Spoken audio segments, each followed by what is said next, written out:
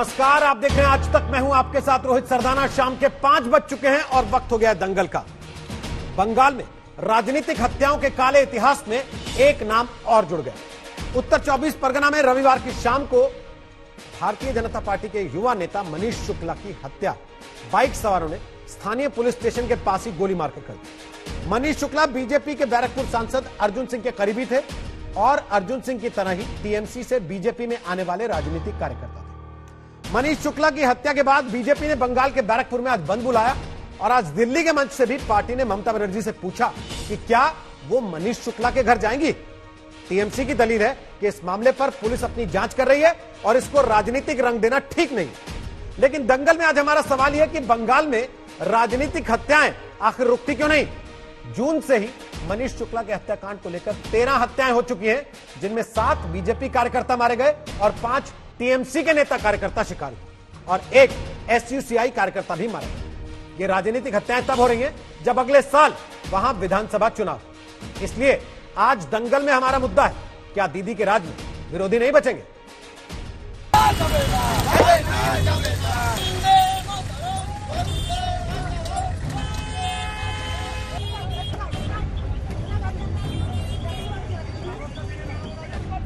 यह गुस्सा उत्तर 24 परगना में बीजेपी के कार्यकर्ता की हत्या पर फूटा है।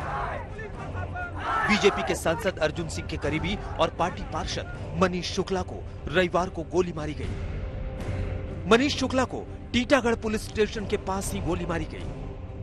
इसकी सीबीआई जांच होना चाहिए और इसमें पुलिस की भूमिका की भी जांच होना बहुत जरूरी है, क्योंकि अर्जुन सिंह जी ने पहले ही कहा था कि मेरे और मेरे साथियों की जान का खतरा है। मुझे बहुत दुख है ममता जी कि आप इस प्रकार की हीन हरकत कर रही हैं। जनता बंगाल में एक और राजनीतिक हत्या के बाद बीजेपी ने बंगाल से लेकर दिल्ली तक ममता सरकार के खिलाफ चढ़ाई कर दी। अपने प्रतिनिधि को दूसरे राज्यों में भेजती है। मैं आज ममता जी से सवाल पूछना चाहता हूं, ममता जी, आप मनीष शुक्ला के घर कब जाएंगे?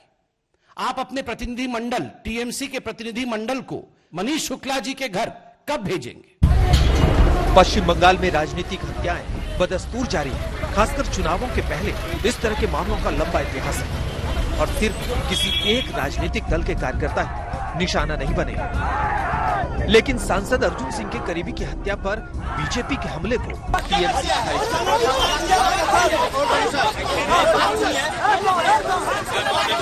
राज्य जे घटना घटुक ना केन सब घटनार पेছনে আপনারা জানেন বিজেপি তারা সবসময় মনে করেন তৃণমূল হচ্ছে তার সঙ্গে তৃণমূলের নামটা তারা খুঁজে বার করে। এটা সবাই জানে। এটা এনকোয়ারি হচ্ছে, পুলিশ আছে সেখানে, পুলিশ এনকোয়ারি করবে আর নিশ্চয়ই এনকোয়ারিতে সঠিক তথ্য দিবে।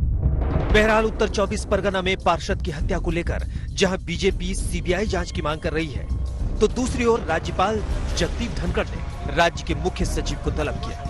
कोलकाता से मनोकिया लोईवाल के साथ अशोक सिंघल, दिल्ली, आज तक। तो आपको बता दें कि दंगल में आज हमारे साथ डॉक्टर संबित पात्रा हैं, वो बीजेपी के राष्ट्रीय प्रवक्ता हैं। हमारे साथ इस वक्त आ गए हैं डॉक्टर शशि पांजा, वो एआईटीसी के स्पोक्स पर्सन है, प्रवक्ता हैं। हमारे साथ आएंगे शुभंकर सरकार, वो कांग्रेस पार्टी के प्रवक्ता हैं। हमारे साथ होंगे तौसीफ खान, वो राजनीतिक विश्लेषक हैं, बंगाल से आते हैं और तृणमूल कांग्रेस के समर्थक कहे जाते हैं। हमारे साथ आशुतोष होंगे, राजनीतिक विश्लेषक। संगीत रागी होंगे हमारे साथ, राजनीतिक विश्लेषक। और कैलाश विजयवर्गीय हमारे साथ आएंगे कुछ मिनट के लिए, वो नेशनल जनरल सेक्रेटरी हैं भारतीय जनता पार्टी के और बंगाल के प्रभारी हैं बीजेपी के। सबसे पहले संबित पात्रा, आपने आज दिल्ली में प्रेस कॉन्फ्रेंस किया और ममता बनर्जी से सवाल पूछा कि मनीष शुक्ला के घर क्यों नहीं जाती हैं। आप वहां लड़ाई इस बात की लड़ रहे हैं कि बंगाल की खूनी राजनीति खत्म हो, या इस बात की कि कोई आपको लेकर हाथरस पे सवाल उठाने हाथरस जा रहा है तो कहीं आपके कार्यकर्ता की मौत हो तो वहां भी जाए। देखिए, न्याय की लड़ाई लड़ रहे हैं।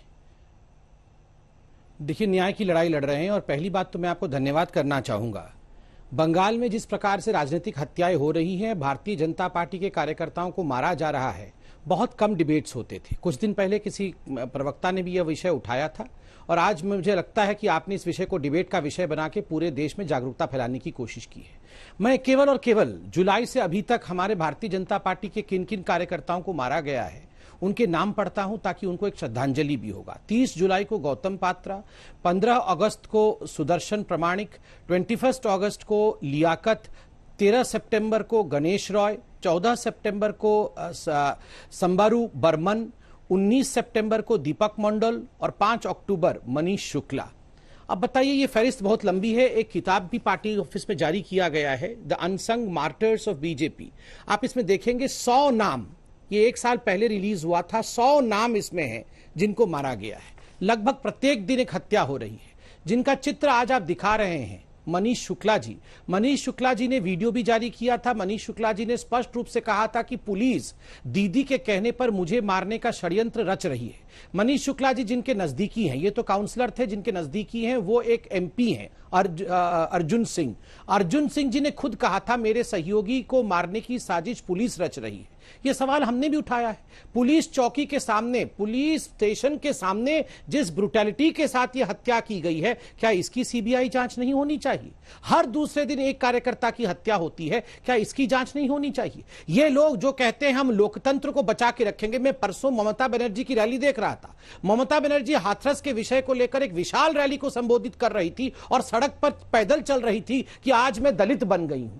मैं उनसे सवाल पूछता हूं कि आज वो मनीष शुक्ला क्यों नहीं बनी है? आज वो एक कार्यकर्ता के नाते ये क्यों नहीं देखती है? मां माटी और मानुष का नारा देने वाला उनका ममत्व तो आज क्यों नहीं जगता है? ये जो चयनात्मक राजनीति है, ये जो सिलेक्टिव राजनीति है, आखिर ये क्यों?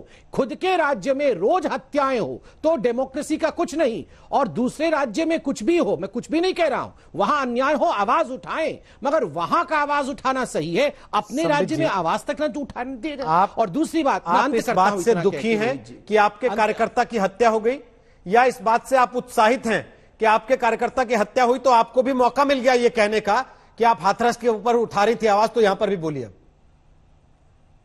उद्वेलित ज्यादा है कि उत्साहित ज्यादा है? देखिए, मैं उत्साहित कैसे हो सकता हूं? नहीं, आपको क्या लगता है हमारे कार्यकर्ता की मृत्यु होने के बाद, उसकी हत्या होने के बाद मैं उत्साहित हो सकता हूं क्या? और जहां तक बंगाल का सवाल है, रोज एक कार्यकर्ता की हत्या होती है, हम रोज इन विषयों को उठाते हैं, कभी इस पे डिबेट होता है, कभी इस पे डिबेट नहीं होता है। आप याद करिए, एक एमएलए को चंद दिनों पहले मार करके एमएलए को उसके घर के सामने टांग दिया गया था। कोई साधारण व्यक्ति नहीं, साधारण व्यक्ति तो साधारण व्यक्ति है, यहां एमएलए भी सुरक्षित नहीं है। अगर एमएलए भी सुरक्षित नहीं है, उसको मार करके टांग दिया जाता है, तो बंगाल में सोचिए परिस्थिति कैसी है। मैं आपको सिर्फ एक छोटी सी बात याद दिलाकर अंत करूंगा। 2018 के अंदर बंगाल में जब ग्राम पंचायत के चुनाव हुए थे, आपको याद होगा, एक ही दिन में 13 लोगों की, भारतीय जनता पार्टी के 13 लोगों की हत्या हुई थी। 13 लोगों की। यह अपने आप में पूरे विश्व में एक रिकॉर्ड होगा कि एक ही दिन में एक पॉलिटिकल पार्टी के 13 लोगों की हत्या हो जाती है, और 20,000 सीट अनकंटेस्टेड चला जाता है, क्योंकि नॉमिनेशन भरने तक नहीं दिया जाता है। दिन दहाड़े हत्याएं होती है, और यहां बैठे कुछ लोग लोकतंत्र के नाम पर ममता बनर्जी के साथ खड़े हैं, किंतु मोदी जी के खिलाफ अनर्गल गाली करते हैं। किसकी बात कर रहे हैं सर? अब नाम बोल के बोल दीजिए ना, किसको बोलना चाह रहे हैं, सीधे बोल दीजिए। यहां बैठे कुछ लोग कौन? नहीं, जिसको जिसको बोलना है, अगल बगल में बैठे हुए हैं, कुछ नीचे हैं, कुछ ऊपर हैं। अच्छा, तो आपने दोनों तरफ इशारा कर दिया, तौसीफ खान की तरफ भी, आशुतोष की तरफ भी। दोनों से मैं कमेंट ले लेता हूं। पहले तौसीफ खान, जब तक बंगाल में चुनाव हो नहीं जाएगा, आशुतोष जी सम्मानित है, उनकी तरफ मैं इशारा नहीं करता। नहीं, ठीक है, चलिए, शशि जी से भी बात करूंगा, संगीत जी से भी बात करूंगा, सबसे भी सवाल लूंगा, लेकिन तौसीफ खान, बंगाल का चुनाव लाशों पर लड़ा जाएगा क्या? नहीं, बिल्कुल नहीं। ये तो यहाँ के लोगों को इस बात की समझ होनी चाहिए कि बात बात में ये हत्या कर देना, क्योंकि ये तो बिल्कुल भी हत्या होना नहीं चाहिए। आप देखिए, आप अभी इस टीटागढ़ के इंसिडेंट का बात कर रहे हैं। वेस्ट बंगाल पुलिस ने ट्वीट करके बाज़ाब्ता बताया है कि हाँ, टीटागढ़ एरिया में, जो कि बैरकपुर कॉन्स्टिट्यूएंसी में पड़ता है, वहां पे एक व्यक्ति की हत्या कर दी गई है, और इस व्यक्ति के खिलाफ कुछ पर्सनल केसेस में अक्यूज्ड हैं, जिसमें वो अटेम्प्ट टू मर्डर केसेस भी इसमें शामिल है। तो इसमें हर एंगल पे इन्वेस्टिगेशन किया जा रहा है। क्योंकि वो अभी तो ये एक अक्यूज्ड है कुछ मामलों में, तो उसको गोली मार देना ठीक है, कोई दिक्कत नहीं। नहीं, बिल्कुल ठीक नहीं है। हत्या की बिल्कुल निंदा की जाती है, लेकिन अगर क्रिमिनल बेंट के लोग जो हैं, क्रिमिनल माइंडेड लोग हैं, इनको हम अपनी राजनीति पे हावी ही होने क्यों दें? एक तो आपने लोगों का हत्या कर देना, ये एक निंदनीय इंसिडेंट है। इस पे लोग शोक जाहिर करते हैं, कंडेम करने के साथ एक कॉन्डोलेंस भी देते हैं कि भाई लेकिन आपके कंडेमनेशन को खो दिया। कॉन्डोलेंस में साथ में जस्टिफिकेशन भी नजर आ रहा है। नहीं, जस्टिफिकेशन कॉन्डोलेंस के साथ में नहीं है। मैं संबित पात्रा जी जैसे लोगों को जो टीवी में बैठ करके सिर्फ एक राजनीतिक अपॉर्चुनिटी ढूंढते हैं कि चलो अब मुझे कुछ नया मिल गया बात करने के लिए, अब हाथरस पे बात नहीं होगा, ये उत्तर प्रदेश में गैंगरेप पे बात नहीं होगा, अब हम लोग इस पे बात करेंगे। मैं उनको जवाब दे रहा हूं कि आप जान लीजिए कि ये मैटर कल का है और वेस्ट बंगाल पुलिस ने इस बात को कह दिया है। अच्छा, कल का है तो आज नहीं होना चाहिए। हाथरस पे 5 दिन हो रहा था, तब आपको बड़ा अच्छा लग रहा था कि बहुत बढ़िया, अपने यहाँ गोली चलती रहे, सड़क पे कोई किसी को मार जाए कोई परवाह नहीं कर रहा, क्योंकि अभी टीवी पे हाथरस चल रहा है। कल इसलिए कि किसी को जो है पॉलिटिकल अपॉर्चुनिटी इसमें लेकर के कोई इररिस्पॉन्सिबल स्टेटमेंट लगा देना। अगर किसी पार्टी का कोई कार्यकर्ता मरेगा, आप जैसे देखिए, तो आपको क्या लगता है तौसीफ खान, वो पार्टी चुपचाप बैठी रहेगी? किसी पार्टी के कार्यकर्ता को गोली मार दी जाएगी सरेआम थाने के सामने, या किसी के एमएलए को टांग दिया जाएगा घर से बाहर ले जाके चौराहे पे, वो आपका विरोध नहीं करेगा? डिक्टेटरशिप है क्या बंगाल में? चाहे कोई व्यक्ति किसी पार्टी का कार्यकर्ता हो या ना हो, अगर कहीं पे कोई क्रिमिनल ऑफेंस होता है, हत्या होती है, तो उसको खिलाफ जो है पुलिस अपना काम करेगी, इन्वेस्टिगेशन करेगी, जो दोषी पाए जाएंगे उनको सजा दी जाएगी। ओके, लेकिन पहले से ये कहना, लेकिन हाथरस में आप रैली निकाल लेंगे पुलिस की जांच पूरी होने के बगैर, और वो रैली नहीं निकालेंगे अपना आदमी मरने पर भी। डेथ बेड में डाइंग स्टेटमेंट, हाथरस में भी तो पुलिस जांच कर रही थी, तो डेरेक ओब्रायन का वहां फोटो खिंचाने गए थे? नहीं, वहां फोटो खिंचाने गए थे डेरेक ओब्रायन वहां पर? नहीं, अलीगढ़ के अस्पताल में लिखा गया वहां भी तो जांच हो रही थी। अलीगढ़ अस्पताल में रिकॉर्डेड है। आपने अलीगढ़ अस्पताल की असली रिपोर्ट देखी है कि ये सब फेक लेके आ जाते हैं बैठते हैं यहाँ पर? अलीगढ़ अस्पताल की असली रिपोर्ट देखिए, आपको कल का अखबार पढ़िए, उसमें क्या लिखा है ये सारे पढ़िए ना कल का अखबार, उसमें दिख जाएगा। पब्लिक इन्फॉर्मेशन है। अगर अरे पब्लिक इन्फॉर्मेशन तो सर सोशल मीडिया पर मैं आपको 50 बार बता चुका हूं, नाई की दुकान होती है, आपको खुद वेरिफिकेशन करवाना होता है चीजों का। अगर कोई फेक चला देगा तो आप फेक लेके बैठ जाएंगे कि मैं इसी को सत्य मानता हूं। ये तो कह देना बड़ा आसान सा बात है कि वो फेक न्यूज है, यानी आप जो कहें अरे भाई, मैं तो ये कह रहा हूं कि अस्पताल जब ऑफिशियली एक बात कह रहा है, आप उसको मानेंगे या नहीं? और दूसरी बात, आप कह रहे हैं बंगाल में तो पुलिस की जांच होने दीजिए, वहां कुछ मत कहिए, लेकिन हाथरस में हम फोटो खिंचाएंगे जाके, वहां पुलिस की जांच को हम नहीं मानते। ये कौन सा तरीका हुआ? हाथरस में फोटो खिंचाने नहीं जा रहे, क्या करने गए थे? हाथरस में आवाज उठाने जा रहे हैं। बंगाल में रेप नहीं हो रहे क्या? वहां कितनी बार आवाज उठाते हैं आप लोग? बंगाल में रेप नहीं होता? बंगाल में मर्डर नहीं हो रहे? नहीं जलाया जाता है, एविडेंस को खत्म जून से लेके अब तक, मैं आपको बता दूं, जून से लेके अब तक, मैं आपकी जानकारी के लिए बता देता हूं तौसीफ खान, जून से लेके अब तक महीने गिन लीजिए, जून, जुलाई, अगस्त, सितंबर और अभी अक्टूबर शुरू हुआ, 4 दिन हुए। मात्र 4 महीने 4 दिन में आपको गिन के बता दूं तो दर्जन भर हत्याएं हो चुकी हैं सर, जो पॉलिटिकल किलिंग्स हैं। और इसमें केवल एक पार्टी के लोग नहीं हैं, आपके लोग भी हैं। आपको तो चिंता होनी चाहिए, बजाय इसके कि आप ये करें कि दूसरी जगह जाके फोटो खिंचाएं और अपने मामले में कहें कि नहीं इधर मत देखो। देखिए, एक स्टेट का क्राइम ग्राफ दिखा करके हाथरस में जो किया गया है कि रात के वक्त में शव को, अरे भाई, हाथरस में जो हुआ आपके सपने में आया था क्या? दिया गया है तो सिर्फ आपको सपने में आया था हाथरस में आधी रात में लाश जला दी गई? आपको सपने में आया था क्या? अब आप इसे टीवी पे देखा? टीवी पे देखा ना? लाश जला दी, टीवी पर देखा ना आपने सर? टीवी पर देखा ना? आप इसे भी डिनाई कर देंगे? मैं उसको डिनाई नहीं कर रहा हूं, मैं पूछ रहा हूं आपने टीवी पर देखा ना? जब वो चीज टीवी पर दिख रही थी आपको, तो ये देख के आपको इतना खराब क्यों लग रहा है? क्या है, बंगाल की बात क्यों हो रही है? हाय, बंगाल की बात क्यों कर दी? क्यों? बंगाल होनोलुलु में है क्या? उसमें सवाल नहीं उठाएंगे? उसकी तस्वीरें नहीं दिखाएंगे? वहां हत्या होगी तो नहीं बताएंगे? शव बंगाल में नहीं जलाया गया है, शव उत्तर प्रदेश में जलाया गया है। सर, आप तो चौराहे पे लाश को लटकवा देते हैं, आप तो चौराहे पे लाश को लटकवा देते हैं सर। फैमिली को डीएम ने धमकी दिया है, मीडिया को नहीं जाने देते हैं, इस हद तक चले गए हैं। धमकी दिया है। सर प्लीज, आप मुझे मत बताइए, आप उस सरकार की पैरवी करते हैं बैठ के जो सेना को देख के कहती है कि मेरा तख्ता पलट करने के लिए इस देश की सेना आ गई है। सर, आप तो इस तरह का बर्ताव कर चुके हैं टीवी पे बैठ के, आप मुझे ज्ञान बता रहे हैं आज बैठ के। प्लीज, मेरे साथ शशि पांडा जी आ गई हैं। एक सेकंड, हम उस कनेक्ट है, चीफ वो सुन पा रही हैं मिनिस्टर की मुझे। निंदा करते हैं जिस चीफ मिनिस्टर सर, ने बड़ी बोला देर है में निंदा करी कि आपने। शवों बड़ी को देर में निंदा निकाल करी। करके कबर से निकाल करके रेप करेंगे। सर, ये योगी आदित्यनाथ का बोला हुआ है। अभी उस पे संबित आप बोलिए पात्रा जी मैं जवाब झूठ दें। बोल रहा हूं। हमारे साथ मैं तृणमूल उनको- कांग्रेस की मैं ऑफिशियल उनकी प्रवक्ता निंदा मौजूद करता हैं। आप प्रॉक्सी होकर इतना गुस्सा हो रहे हैं सर, जरा तृणमूल कांग्रेस की ऑफिशियल प्रवक्ता हैं शशि पांडा जी, जरा मैं उनका रिएक्शन ले दूं कि जो घटनाएं बंगाल में हो रही हैं उनको राजनीतिक हत्या का आरोप बीजेपी ने दिया है। आज बैरकपुर बंद भी है, पूरा प्रोटेस्ट वहां पर हुआ है, सरकार का क्या कहना है उस पर? देखिए, पहले तो ऑल इंडिया तृणमूल कांग्रेस की तरफ से जो क्योंकि पार्टी की बात यहां उठाई गई है, पहले हम लोग ये कह देते हैं कि हमारी सब किस्म की जो है संवेदना है, हम लोग शोक प्रकाश करते हैं, प्रकट करते हैं और सहानुभूति भी है।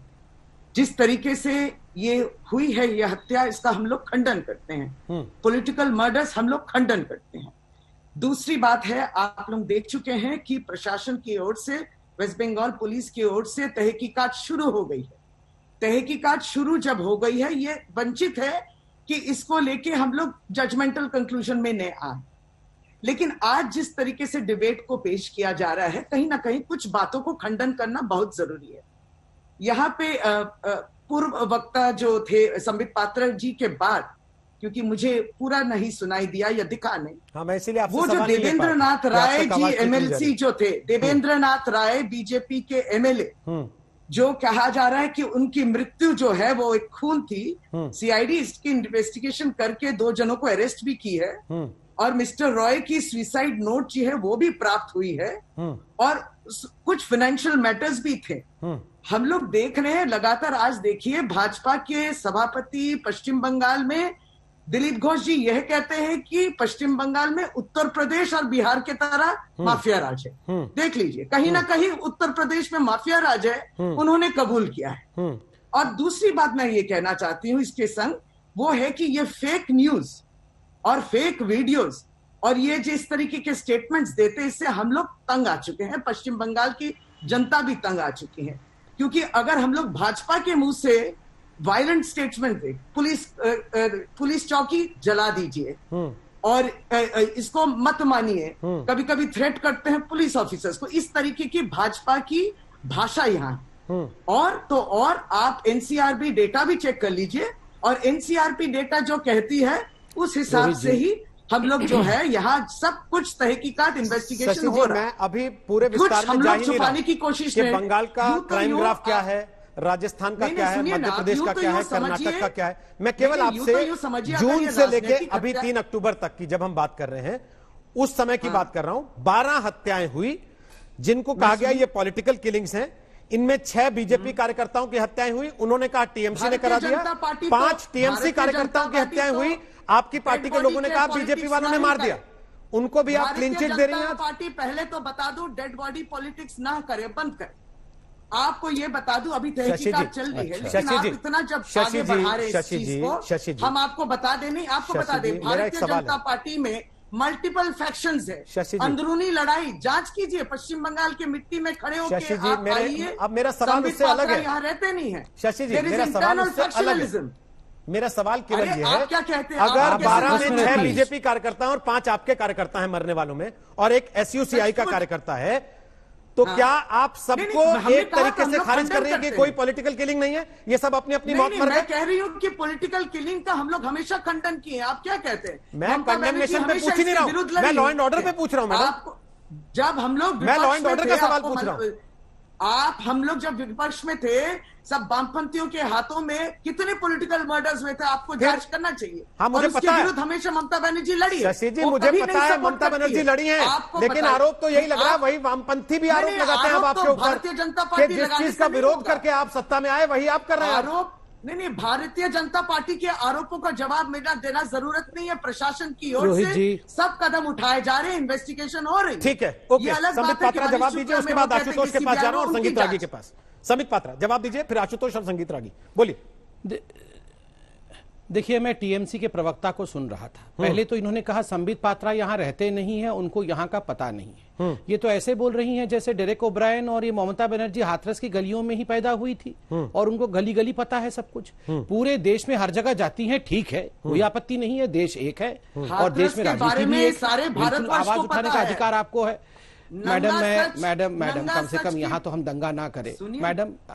मैडम यहाँ पर तो दंगा ना करें हम लोग, कम से कम यहाँ तो बख्श दीजिए बीजेपी के कार्यकर्ता, यहाँ तो मारने की कोशिश मत करिए। आप भी सुन लीजिए, सड़क पे तो हमें लटका रहे हैं, कम से कम यहाँ तो बोलने दीजिए। आप गलत कहेंगे। मैडम ये दादागिरी चालबे ना, मैडम ये दादागिरी चालबे ना, मैडम ये दादागिरी चालबे ना। पश्चिम बंगाल से राजनीतिक लोग गए हैं या निर्वाचित प्रतिनिधि गए हैं सारे भारतवर्ष में। एक तो थाको मैडम, एक तो थाको रोहित जी, मैडम से रिक्वेस्ट करिए कि जैसे मैं अनुशासन में सुन रहा था, जैसे मैं सुन रहा था वैसे वो भी सुनने की क्षमता रखें। देखिए कि किसमें कितना लोकतंत्र है, ये इस डिबेट को देख के मालूम पड़ जाएगा। आप देखिए, मैं जनता से निवेदन करूंगा, आप इस डिबेट को देखिए, आपको इसी से मालूम पड़ जाएगा कि कौन कितना सहिष्णु है। मैं 5 मिनट तक तृणमूल कांग्रेस को सुनता रहा और वो यहाँ दादागिरी करके 1 सेकंड हमें बोलने तक नहीं देंगे। इसी से मालूम पड़ता है बंगाल की सड़कों में क्या हो रहा है। गलत आरोप हमने भी सुना। रोहित जी, मैं इंतजार करता हूँ, मैडम जो और थोड़ा बुलवा लीजिए, फिर मैं बोलूंगा, मैं चिल्लाऊंगा नहीं। शशि जी, एक सेकंड। शशि जी, आपने अपनी बात रखी, सबने सुनी। नहीं, अब वो जो कह रहे हैं उसको सुन लीजिए। इतना असहिष्णु नहीं होना चाहिए ना। नहीं जी, एक एक करके बोल रहे हैं आप, एक एक करके बोले ना, एक साथ तो नहीं बोल सकते ना दोनों लोग। गलत बात बोलिए, अगर सारे एक साथ ही बोलते रहे। अब शशि जी, आप खुद कह रही हैं जांच हो रही है, लेकिन आपने अभी अभी कह दिया कि गलत भी है। जब जांच हो रही है तो फिर क्या सही और क्या गलत? आपने गलत कहा, हमने सुन लिया, अब वो अपनी बात कह रहे हैं तो उसको भी सुनना चाहिए। जरूर, प्लीज संबित पात्रा पूरा कीजिए फटाफट से। कैलाश विजयवर्गीय आ रहे हैं कुछ देर के लिए, फटाफट संबित बोलिए। देखिए, इन्होंने कहा संबित पात्रा का वहां जन्म नहीं हुआ है, ये जानते नहीं है। डेरेक ओब्रायन का कहां जन्म हुआ है? ये कलकत्ता से लेके हर जगह जाते हैं, ये अभी हाथरस गए थे, उसके बाद हर जगह जाते हैं, उनका कहां जन्म हुआ है? ओहो मैडम, आप थोड़ा सा प्लीज सहिष्णु बनिए, please ma'am, please be courteous, for God sake please be courteous. Rohit ji, आप इनकी आवाज को फेडर पर डाउन करें, थैंक यू। देखिए दूसरी, रोहित जी, मैं ऐसे डिबेट नहीं कर सकता हूं। मैं दूसरों के बीच में अगर बोलने की अनुमति मेरे को नहीं है तो इनको भी नहीं होना चाहिए। नहीं, जन्म के बारे में हमने कहा कि पश्चिम बंगाल में जन्म के बारे में रोहित जी, ये उचित बात नहीं। रोहित जी, ये बिल्कुल सही पहले वाले वक्ता को जवाब दिया। आपके पहले वाले वक्ता ने भी कुछ सवाल उठाए थे जो बीजेपी पर ही थे, वो दोनों को एक साथ जवाब दे रहे हैं। अब आपकी अनुमति हो तो वो बोले, नहीं तो आप बोले तो मैं छोड़ दूं उनको। आज मैं उनसे कहूं कि संबित जी आपसे सवाल नहीं ले पाएंगे क्योंकि टीएमसी ने तय किया है कि बीजेपी नहीं बोलेगी। आप बोले तो मैं ऐसा भी कर सकता हूं। संबित जी, बात पूरी कीजिए, 40 सेकंड आपके पास है, बोलिए। हाँ। देखिए, अभी आपने सुना मैडम जी ने कहा कि हम डेड बॉडी पॉलिटिक्स कर रहे हैं। हमारा कार्यकर्ता रोज, आप देखिए, हर एक दिन छोड़ के एक दिन हमारा एक कार्यकर्ता लटका हुआ मिलता है, मरा हुआ मिलता है, उसे गोली मार दी जाती है, उसको नॉमिनेशन भरने नहीं दिया जाता है, उसे मार दिया जाता है सड़क के बीच में, घर से घसीट के मार दिया जाता है, उसकी पत्नी वहां चिल्ला रही होती है। ये सारे दृश्य टीवी में देखने के बावजूद भी ये कहती है कि हमारे कार्यकर्ता के मरने के बाद भी भारतीय जनता पार्टी कुछ न करे, वो चुपचाप बिल्कुल साइलेंटली बैठी रहे और अपने कार्यकर्ताओं को मरने दे। और हम अगर अपने कार्यकर्ता पे आवाज उठाते हैं उनकी मृत्यु और उनकी हत्या पर, तो हम डेड बॉडी पॉलिटिक्स कर रहे हैं। और ये जो कर रहे हैं ये बिल्कुल सही कर रहे हैं। दूसरी बात है, छोड़िए कार्यकर्ताओं का, ये वो पार्टी है टीएमसी जो गवर्नर तक को संसद के विधानसभा के अंदर घुसने नहीं देती है। याद करिए वो दृश्य जब गवर्नर गेट से गेट भटक रहे थे, gate number 1 lock, gate number 2 lock, gate number 3 lock, और बेचारे गवर्नर, महामहिम गवर्नर को सड़क पे बैठा के रख दिया। जो व्यक्ति, जो मुख्यमंत्री, जो पार्टी गवर्नर को घुसने नहीं देता है विधानसभा के अंदर, वो किस प्रकार का इंसाफ चाहने के लिए बंद कर रहे हैं? वो किस प्रकार ना, नहीं, वो किस प्रकार, कितने सहिष्णु हैं, वो किस प्रकार की राजनीति को प्रश्रय देते हैं, ठीक है, वो किस प्रकार से अन्याय कर सकते हैं, जो इतने बड़े व्यक्ति महामहिम गवर्नर के साथ थोड़ा सा रुको, वो कैलाश विजयवर्गीय आ गए होंगे, उनसे 2 ही 3 सवाल लेंगे हम केवल। संबित जी थोड़ा सा रुको, कैलाश विजयवर्गीय आ गए, 2 ही 3 सवाल लेंगे उनसे केवल। कैलाश विजयवर्गीय, नमस्कार। टीएमसी का आरोप यह है जब से कैलाश विजयवर्गीय को बीजेपी ने भेजा है तब से खून खराबा शुरू हो गया, क्या कहिएगा? मैंने तो आज तक किसी को गाली भी नहीं दी, थप्पड़ मारना तो दूर है। और मेरे प्रभारी बनने के बाद लगभग 117 कार्यकर्ताओं की हत्या इन्होंने की है। हत्या की रोहित जी, वहां तक तो ठीक है, कल इस नौजवान को मारा, अभी तक 5 बज गई, पोस्टमार्टम नहीं हुआ, उसकी डेड बॉडी भी नहीं थी, और ये कह रहे हैं कि डेड बॉडी पे राजनीति कर रहे हैं। अरे डेड बॉडी तो दो, उसके बाद राजनीति प्रारंभ करें हम। मुझे अफसोस के साथ कहना पड़ रहा है कि मैं गवर्नर ऑफिस आया हूँ इस बात के लिए कहने के लिए कि सर शाम के 5 बज गई, सूर्यास्त के बाद पोस्टमार्टम नहीं होता, अभी तक उन्होंने पोस्टमार्टम ही नहीं किया, अभी तक डेड बॉडी ही नहीं की। मतलब इससे बड़ी शर्म की बात क्या हो सकती है। और हमें 3 बजे से मैं खुद पोस्टमार्टम हॉल के सामने खड़ा हूँ, और मजबूरी में मुझे गवर्नर साहब को फोन किया और मैं गवर्नर ऑफिस में आकर बैठा, मैं उनका इंतजार कर रहा हूँ।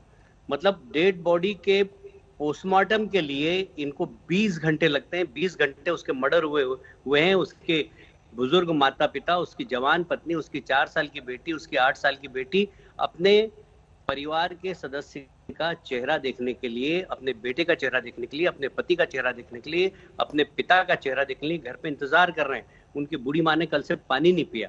और आप समझ सकते हैं कितनी संवेदनशील शून्य सरकार है ये, कितनी निष्ठुर सरकार है कि आप मर्डर भी करते हैं, उसके बाद डेड बॉडी भी नहीं देते, ऑपरेशन अभी तक पोस्टमार्टम भी नहीं किया। आप क्या अपेक्षा करें इनसे? कैलाश जी, सरकार तो कह रही है कि जांच एजेंसियां अपना काम कर रही हैं, आप लोग जानबूझ के हाथरस से ध्यान भटकाने के लिए सड़क पे उतरे आज। कौन से आज सड़क पे कहां उतरे? अभी तो सड़क पे उतरे ही नहीं हम तो गए ही नहीं कहीं पर। हम तो सिर्फ हॉस्पिटल आए, उसके घर गए और हॉस्पिटल आए, और हॉस्पिटल पे खड़े हैं बिल्कुल हाथ पे हाथ बांध कर कि भाई जल्दी से पोस्टमार्टम करो जिससे हम उसका अंतिम क्रिया करें। अभी तक तो हम सड़क पर आए ही नहीं। कहां हमने कुछ किया? अभी ना आंदोलन किया, ना धरना दिया, ना कुछ भी नहीं किया। हम तो बिल्कुल प्रजातांत्रिक तरीके से गवर्नर साहब के घर पर भी आए हैं कि सर 20 घंटे हो गए उसको मरे हुए, अभी तक उसकी डेड बॉडी नहीं मिली है, सूर्यास्त के बाद पोस्टमार्टम नहीं होता, क्या सरकार डेड बॉडी भी नहीं देगी? हत्या तो करवा दी उन्होंने। हम ये कहने गवर्नर साहब के पास आए, उनके ऑफिस में बैठे, उनका इंतजार कर रहे हैं। बहुत बहुत धन्यवाद कैलाश विजयवर्गीय आज तक पर आने के लिए। कैलाश विजयवर्गीय कह रहे हैं हम तो गवर्नर के ऑफिस में बैठे, अभी तक अंतिम संस्कार के लिए शव नहीं दिया गया, उसका पोस्टमार्टम नहीं किया गया। शशि जी, आपने तो पूरा भरोसा दिया अभी कि जांच एजेंसियां काम कर रही हैं और बड़े तरीके से काम हो रहा है, क्यों बेवजह इसके ऊपर राजनीति की जा रही है? आपने कहा नहीं, ये तो गलत हुआ ना। कैलाश जी ने कहा क्या कि ये लोग मर्डर किए हैं, प्रमाण करें। How he can make a sweeping statement like that? इस तरीके की स्टेटमेंट उन्होंने कैसे दी कि कौन मर्डर किया है, कौन मर्डर किया है? दे दिए स्टेटमेंट खाली ममता ये लोग मर्डर कर दिए हैं, बाकी और कोई कुछ नहीं बोल सकता है। मर्डर वो अभी आपने भी सुना, सब लोग ने सुना, उन्होंने कहा कि ये लोग तो मर्डर कर दिए हैं। और अस्पताल के अंदर पोस्टमार्टम का चल रहा है काम, वो तो अस्पताल के बाहर है, गवर्नर के पास गए हैं, सब ठीक है। गवर्नर को कौन घुसने नहीं दिया? संबित पात्रा जी, आप गलत बोल रहे हैं। हम लोग भी विधानसभा के गेट्स पहचानते हैं, गवर्नर साहब को हम लोग घुसने नहीं देंगे। कौन सा ये कौन सी तरीका है? आप सच बोल रही हैं, ये गलत है। हमने टीवी में देखा है, तो आपने तो सुना कैलाश जी बोल रहे हैं कि ये लोग मर्डर किए हैं। आपको प्रमाण दीजिए ना, आप प्रमाण दीजिए ना, मर्डर हुआ है, मर्डर टीएमसी वाले किए हैं। कैलाश जी कहते हैं आपके पश्चिम बंगाल के प्रभारी, उन्होंने कैसे कहा? ठीक है, आशुतोष से संगीत रागी को चर्चा में ला रहा हूं। संबित जी थोड़ा सा रोकते हुए, आशुतोष, क्या बंगाल की सत्ता का रक्त चरित्र यही है और बंगाल में राजनीति ऐसे ही होती है, जबकि ममता बनर्जी खुद इसी का विरोध करके सत्ता में आई? देखिए रोहित, दो चीजें हैं। पहली बात तो यह कि बंगाल का यही एक तरीके का जो बंगाल की राजनीति है वो देश के दूसरे प्रदेशों की राजनीति से इस मायने में अलग है। चाहे वो सीपीएम की 35 साल की सरकार रही हो, और उस वक्त भी वहां पर हत्याएं हुआ करती थी, उस वक्त भी वहां पे वायलेंस होता था, और थोड़े बड़े स्तर पर नहीं होता था, लगातार वहां वायलेंस हुआ करता था। तो ये, और उसी वायलेंस से लड़कर ममता बनर्जी वापस लौटी है। बल्कि मैं आपको याद दिलाना चाहूंगा 1988 में ममता बनर्जी पे इतना जबरदस्त हमला हुआ था कि वो जानलेवा हमला था, और किसी तरीके से वहां वो बच के निकले, उसी राजनीति से वो आगे बढ़ी है। तो बंगाल के अंदर अगर किसी राजनीतिक दल के किसी कार्यकर्ता की हत्या होती तो मुझे हैरानी नहीं होती। ये दुर्भाग्यपूर्ण स्थिति है, लेकिन ऐसा है। दूसरी बात क्या है कि बंगाल के अंदर जब से ममता बनर्जी सरकार में आई है, तो पहले तो सीपीएम ने थोड़ा बहुत उनको काउंटर करने की कोशिश की, कांग्रेस पार्टी काउंटर करने की स्थिति में नहीं थी। अब 2014 के बाद से बीजेपी वहां पर काउंटर करने की स्थिति में है, और जिस तरीके 2019 के चुनाव में 18 सीटें लोकसभा की जीतकर आई है, उसके बाद से वहां पे सत्ता संघर्ष बहुत तीक्ष्ण हो चुका है। तीसरी बात क्या है कि वहां पे जो बीजेपी के नेता है दिलीप घोष, अगर उनके बयान को लगातार अगर आप फॉलो कर रहे हो, तो वो जिस तरीके की बयानबाजी करते हैं उससे भी वहां पे पोलराइजेशन बढ़ता है। और वहां अभी हाल का उनका बयान है कि हम लोग सत्ता में आएंगे तो चौराहे पर हम मारेंगे, कुछ इस तरीके के बयानबाजी वो करते हैं। लेकिन फिर भी ये पश्चिम बंगाल का दुर्भाग्य है कि वहां पे हिंसा, वहां की राजनीति का आशुतोष जी, ओवैसी बंधुओं के बयान सुने आपने शुक्रवार को जो देते हैं, चाहे वो आपने सुने ओवैसी बंधुओं के बयान कभी? मैं ओवैसी बंधुओं का अगर नहीं, मैं कह रहा हूं कि अगर किसी पार्टी के नेता का बयान इस बात का आधार मान लिया जाए कि उसके कार्यकर्ताओं को चौराहे पे काट देना है, रोहित, तो फिर तो इस देश में आए दिन चौराहों पे लाशें गिरेगी, क्योंकि नेता तो भाई बयान देने के पहले सोचते नहीं कि आने वाले दिनों में कहां तक जाएगा। ओवैसी को उल्टा लटकाकर उनकी दाढ़ी को नोच लूंगा। तो बीजेपी वाले पीछे नहीं, अभी कैलाश विजयवर्गीय थे, कैलाश विजयवर्गीय के बेटे ने इंदौर के अंदर बैट लेकर पीटा था उस अधिकारी को जो वहां पे गया था काम करने के लिए। तो लेकिन वो राजनीतिक विरोध की वजह से नहीं था ना कि ये दूसरी पार्टी का इसलिए मैं बैट लेके मारूंगा। वो रॉबिनहुड बनना चाह रहे थे, वहां वो एक अलग कहानी थी, उस पर भी उनपे सवाल उठे थे, इस बात को आप भी जानते हैं। लेकिन राजनीतिक विरोध के लिए आशुतोष जी, आप एक पार्टी से चुनाव लड़ रहे हैं या लड़ना चाहते हैं और दूसरी पार्टी वाला आपको इसलिए आके गोली मार देगा क्योंकि आप उसको चुनौती देना चाहते हैं। मैं इतनी सी बात कह रहा हूं कि ये जैसा भी आपने गिराया, 12 लोगों के राजनीतिक कार्यकर्ताओं की हत्या हुई, 6 उसमें बीजेपी के, 5 टीएमसी के और 1 एसयूसीआई का। हाँ। ये मैंने कहा कि ये पश्चिम बंगाल की राजनीति का बहुत ही खराब चरित्र है। आपने ये भी कहा, इसलिए मुझे इस पे हैरानी नहीं होती। निपटाने की कोशिश की जाती है, मतलब इसको मौन स्वीकृति है इस देश के बुद्धिजीवियों की। अगर आप दिलीप घोष का अगर आप बयान नोट करेंगे तो पिछले 1 साल का आप उठा के खाली देख लीजिए। अगर आप वायलेंट अगर आप स्टेटमेंट देंगे, इसका मतलब पोलराइजेशन आप करना चाहते हैं। आशुतोष जी, मैं ये कह रहा हूं दिलीप घोष के बयान बहुत गंदे हो सकते हैं, आप जो कह रहे हैं उस बात को। लेकिन आप जब ये कहते हैं कि हमें हैरानी नहीं होती बंगाल में अगर हत्याएं होती हैं, तो आपका स्टेटमेंट है अभी का, थोड़ी देर पहले। बिल्कुल मुझे तो क्या इस देश के कथित बुद्धिजीवियों की मौन स्वीकृति है इस खून खराबे को? क्योंकि शुरुआत उन्होंने ही की थी, वामपंथ ने की थी शुरुआत, इसलिए उसको मान्यता है कि ठीक है भाई मारते चलो, कोई दिक्कत नहीं। कोई मान्यता नहीं है, हिंसा को किसी भी तरीके से मान्यता सर वहां कोई नहीं जाता कि भाई यहाँ पे ये पॉलिटिकल किलिंग्स बंद करो। ममता बनर्जी के खिलाफ कोई नहीं खड़ा होता कि ममता जी आपके राज में ये लॉ एंड ऑर्डर फेल क्यों हो रहा है? मैंने कहा ना आपसे कि भाई आज तृणमूल कांग्रेस को इस बात का डर लग रहा है कि कहीं पश्चिम बंगाल में बीजेपी सत्ता पे काबिज ना हो जाए। जस्टिफिकेशन दे रहे हैं ना उनकी तरफ से। मैं पूछ रहा हूं उन पे सवाल क्यों नहीं उठाते आप लोग? क्योंकि आप लोग आवाज है इस देश में विरोध की, तो अगर आप विरोध की आवाज हैं तो हर गलत का विरोध करते होंगे ना, या गिन के करते हैं कि इसका करना इसका नहीं करना, ये अपना वाला इसका नहीं करेंगे?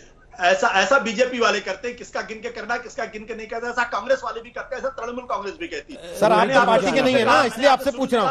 कलकत्ता मैं पश्चिम बंगाल और केरल, ये 2 प्रदेश ऐसे हैं जहां पे हिंसा की राजनीति होती है और उसमें दोनों पक्ष जो है उसमें पिसते हैं। जब सीपीएम हावी होती है तो विपक्ष वाला फंसता है, और जब बीजेपी हावी होती है तो दूसरे वाले फंसते हैं। ठीक है, संबित जी जवाब देना चाहते हैं, लेकिन उसके पहले एक खास बात नहीं कह सकता। संबित जी जवाब देना चाहते हैं, लेकिन उसके पहले संगीत रागी का एक कमेंट है। संबित जी थोड़ा सा रोकते हुए, संगीत जी बहुत देर से वेट कर रहे हैं। संगीत रागी बोलिए। देखिए, आशुतोष जी की हालत उस बॉलर की तरह है जो रनअप तो ठीक लेता है, लेकिन जब बॉलिंग है तो विकेट से इधर उधर फेंक देता है। वही हालत आशुतोष जी मेरे मित्र कर रहे हैं। यदि ऐसा था आशुतोष जी, आप कह रहे हैं कि political cannibalism is the culture of particularly relates to west Bengal and Kerala. यदि ये 2 राज्य कम्युनिस्ट सरकारों के अंदर जो राज्य थे उनके ये राजनीतिक संस्कार का हिस्सा है, तो आप भी कभी चैनल के हेड हुआ करते थे, लेकिन मैंने कभी नहीं देखा कि राजनीतिक हत्या पर आपने कोई बड़ा डिबेट खड़ा किया हो, या इस देश के सारे वो तथाकथित प्रगतिशील बुद्धिजीवीगण, सारे वे बुद्धिजीवी एक बार अपने आत्मा में झांक करके देखें कि आरएसएस और भारतीय जनता पार्टी के कार्यकर्ताओं की जब केरला में हत्या होती है तो भी आप उसमें कहते हैं कि संघ के क्या, अरे संघ वहां तो मार्जिनल फोर्स है। सत्ता की लड़ाई तो सीपीएम और कांग्रेस आपस में करती है, जिहादियों से मिलकर के ये संघ के कार्यकर्ताओं को वहां मारते हैं, यहां भी मारते हैं। मेरा सिर्फ इतना कहना है कि यदि एक पॉलिटिकल कैनिबलिज्म दूसरे राज्य सरकारों के, भारतीय जनता पार्टी के सरकारों के अंदर क्यों नहीं होती है? हत्याएं हो सकती हैं, राजनीतिक हत्याएं एक आध छिटपुट भी हो सकती हैं, लेकिन राजनीतिक हत्याओं की जो संस्कृति है ये पश्चिम बंगाल की संस्कृति है और केरला की संस्कृति है। यहां तक तो सही है, लेकिन उसमें भारतीय जनता पार्टी को भी घसीट लेना, आरएसएस को भी घसीट लेना कि जब वो ताकतवर होते हैं तो वो मारते हैं, ये एक प्रकार से ऐसा है जो कि उनकी संस्कृति को, हत्या की संस्कृति को एक प्रकार से ढकने की कोशिश है। कृपया ऐसा बौद्धिक ढोंग न करें तो बेहतर होगा। ठीक है। जिस राज्य में वहां का राज्यपाल जो है कॉन्स्टिट्यूशनल हेड तरस जाता हो, विश्वविद्यालय में दीक्षांत अरे समारोह में सर, ये जाता तो हो और वहां संबित जी ने उठा दी ना बात, वैसी स्थिति। ये संबित पात्रा ने बोला, उस पर शशि जी ने जवाब भी दिया। आशुतोष, राज्यपाल वहां अपनी संवैधानिक भूमिका निभाई नहीं रहे, उनकी पूरी की पूरी दिलचस्पी सरकार को अस्थिर अच्छा, करने में है। और यही काम मुख्यमंत्री- बीजेपी की सरकारों के मुख्यमंत्री निभा रहे हैं, मुख्यमंत्री निभा रहे हैं। आशुतोष जी, एक सेकंड, अब जब सर्टिफिकेशन आपने शुरू कर ही दिया आशुतोष जी, आशुतोष जी, जब आपने प्रमाण पत्र बांटना शुरू कर ही दिया, राज्यपाल को दे दिया, तो क्या मुख्यमंत्री को सर्टिफिकेट देना चाहेंगे आप, या डर जाते हैं उनके मामले में? किसको? आशुतोष जी जब कांग्रेस के गवर्नर, कांग्रेस के द्वारा अपॉइंटेड गवर्नर जब इसी प्रकार के सर्टिफिकेट गुजरात में दिया करते थे, तब आप चले जाते हैं। रोहित जी, गवर्नर पे डिबेट नहीं। चलिए एक सेकंड रोकते हुए संबित पात्रा शशि पांजा को लेकर आ रहा हूं। तब आप भूल जाते हैं प्लीज राज्यपाल सर, की प्लीज संवैधानिक भूमिका सर, को। सब भूलते हैं आशुतोष जी, आप भी बहुत कुछ भूल जाते हैं। वही मैंने अभी टोका था आपको कि शायद आप याद कर लेंगे, मान लेंगे, लेकिन आप टोकने के बाद भी मानने को तैयार नहीं हुए। पांड्या की बात नहीं आती। नहीं सर, आदमी भूलता है या जानबूझ के छोड़ता है, जनता खुद तय करे, वो देखने वाले तय करें। आरएसएस के लोग भी मारे जाते हैं, उसमें सीपीएम के लोग भी मारे जाते हैं। सर, इसको मंकी बैलेंसिंग कहते हैं। आपसे ही सीखा हम लोगों ने ये कि इसको मंकी बैलेंसिंग कहते हैं सर। हिंसा एक अभिन्न अंग है। अच्छा नहीं लगता सर जब आप ये बात करते हैं तो। लेकिन संबित पात्रा और शशि पांजा दोनों को मैं चर्चा में वापस ला रहा हूं। संबित पात्रा बोलिए, अपनी बात क्या कहना चाहते हैं फटाफट। संगीत जी थोड़ा रुक जाइए ना प्लीज। संबित पात्रा बोलिए, फिर शशि जी के पास जा रहा हूं। बोलिए संबित, जल्दी। देखिए, मैंने अभी बड़े ध्यान से आशुतोष जी को देखा भी और सुना भी, और आप अगर देखेंगे, मैं कहूंगा क्लोजअप करके दिखाइए, जब आशुतोष जी को आप देख रहे हैं तो आशुतोष जी अकेले नहीं दिख रहे हैं। फ्रेम में आशुतोष जी के पीछे एक बिल्ली भी दिख रही है। और चूंकि बंगाल का डिबेट हो रहा है, बंगाल और उड़ीसा में एक बहुत प्रसिद्ध कहावत है, बिराड़ी वैष्णव, मतलब जो बिल्ली है वो वैष्णव बनी है नाटक करके कि मैं तो वैष्णव हूं, मैं तो मछली नहीं खाती हूं, मैं तो एकदम निरामिसी बिल्ली हूं, मैं एकदम वेजिटेरियन बिल्ली हूं। तो ये बिल्ली केवल एक ही नहीं है फ्रेम में, ये दो हैं। ये पीछे वाली जो बिल्ली है ये बिराड़ी वैष्णव, और जो आगे में बैठे हुए हैं ये भी बिराड़ी वैष्णव है। With all due respect to his उनके परिवार की सदस्य है, ठीक है, आपने उसको एक राजनीतिक प्रतीक के तौर पर इस्तेमाल अच्छी बात है। तो नहीं, मैंने with all due respect humour का सरकाज़म रखा है। आशुतोष जी समझेंगे इसे। नहीं, एक सेकंड सर, मैं कंप्लीट कर लूं सर, आपकी अनुमति से कंप्लीट कर दूं। और देखिए, मैं बहुत अच्छे तरीके से एक गंभीर विषय को रखूंगा। आप देखिए, ये जो बिराड़ी वैष्णव वाला मैंने कहा है, यही वामपंथ का असली चेहरा है। ये सब बिराड़ी वैष्णव है। ये जिस प्रकार से, अभी मुझे तो आश्चर्य हुआ, आशुतोष जी जैसे इतने ज्ञानी व्यक्ति, अभी आशुतोष जी कह रहे थे इनको हैरानी नहीं होती है क्योंकि ये रक्त चरित्र जो है ये बंगाल के राजनीति का मूल चरित्र है, इसलिए इनको हैरानी नहीं होती है। अर्थात बाकी राज्यों में अगर एक हत्या होती है या रेप होता है तो इनको हैरानी होती है, किंतु चूंकि बंगाल में वो आदी हो चुके हैं, इसलिए वहां आवाज उठाने की, वहां अपने कलम उठाने की, उसके विषय में डिबेट करके ममता जी को कटघरे में खड़ा करने की आवश्यकता नहीं है, क्योंकि ममता जी तो ये करेंगे ही, उनका चरित्र है, ये आशुतोष जी कह रहे हैं। दूसरी बात है, एक पंक्ति उन्होंने ममता जी पे नहीं कहा, तुरंत दिलीप घोष और उनके बयानों पे चलेगा। मैं बताता हूं बयानबाजी क्या होती है। ये वो बंगाल है जहां ममता बनर्जी ने बीएसएफ के खिलाफ मालदा में जब 3 लाख लोग इकट्ठे हुए थे, पुलिस स्टेशन को धू करके आग जला दिया था, आग लगा करके, तब उन्होंने, ममता बनर्जी ने बीएसएफ को चोर कहा था कि ये बीएसएफ के लोग गुंडे होते हैं, वही दंगे भड़काते हैं। ये वो ममता बनर्जी हैं जिनके एमएलए कहते हैं हम तो मिनी पाकिस्तान में रहते हैं। फुआद हाकिम, बॉबी हाकिम जिसको कहा जाता है, आप उनके बयान देखिए, मिनी पाकिस्तान है ये, हम चुनाव मिनी पाकिस्तान से लड़ते हैं। यहां पर उनके एमपी कैंडिडेट कहते हैं अगर वोट नहीं मिलेगा तो रेप करवा देंगे तेरी बहनों को, तेरी बहनों के टांग फड़वा करके फिकवा देंगे। यह भाषा का प्रयोग वहां के एमएलए और एमपी करते हैं, और आप यहां दूसरों के बयानबाजी की बात कर रहे हैं। ठीक है, ये बयानबाजी के आड़ पर छुप करके आप किसी कार्यकर्ता के हत्या को जस्टिफाई कर सकते हैं क्या? ओके, शशि पांजा जी बोलिए, फिर तौसीफ खान आपके पास आऊंगा। बोलिए शशि जी। ये बिल्ली की कहानी जो है, पता नहीं आप तक आपके पार्टी में एप्लीकेबल है कि नहीं, आप थोड़ा देख लीजिए। भारतीय जनता पार्टी, आप ऑल इंडिया तृणमूल कांग्रेस या अन्य राजनीतिक दलों के बारे में आप कह रहे हैं, लेकिन करंट लोकसभा में, प्लीज, करंट लोकसभा में 303 भाजपा मेंबर्स में से 116 मेंबर के अगेंस्ट क्रिमिनल एक्शन है, क्रिमिनल चार्जेस हैं। बड़ी बिल्ली की कहानी आप सुना रहे हैं। सत्यजीत विश्वास हम लोग का एमएलए जो है, कृष्णगंज में, नदिया में हम लोग का एमएलए गुजर गया, और उसकी जो इस वारदात के पीछे मुकुल राय और जगन्नाथ सरकार के विरुद्ध एलिगेशन थी। भाजपा ने कभी कुछ किया जो अक्यूज के बारे में, जो अक्यूज थे इनके अगेंस्ट में कुछ स्टेप आपने लिए? आप कहते तो बहुत कुछ है, बिल्ली के कहानी सुना रहे। क्रिमिनल चार्जेस इतने भारतीय जनता पार्टी लोकसभा मेंबर्स में क्यों है? बताइए, क्रिमिनल चार्जेस। और अब इतने दूर से बात आप जो बोल रहे हैं, भारतीय जनता पार्टी मतलब क्रिमिनल चार्जेस हैं तो आप मार देंगे वहां पर इसको। मुर्शिदाबाद में 3 लोग की मर्डर हुई थी, एक किलिंग हुई थी, पॉलिटिकल नहीं थी वो, लेकिन भारतीय जनता पार्टी टूट पड़ी उस पे और कह रहे ये आरएसएस के लोग हैं। इसके बाद एक जन कह रहे हम लोग आरएसएस के जानते भी नहीं है, पहचानते नहीं भी। इस वजह से हमने कहा कि जांच सब जगह होनी चाहिए। भारतीय जनता पार्टी उस्काने वाली बात करते हैं, ये सच्चाई है।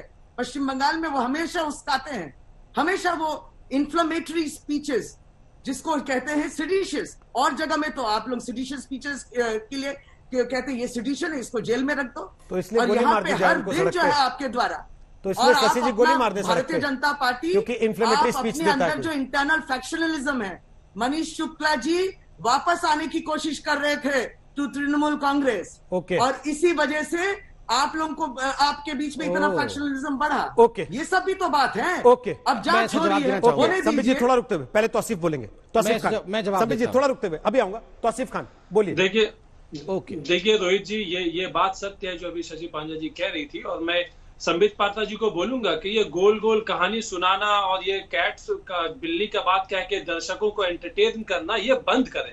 ये राजनीतिक मामले में ये टिप्पणी देते हैं, उनको सही सही बात करना चाहिए।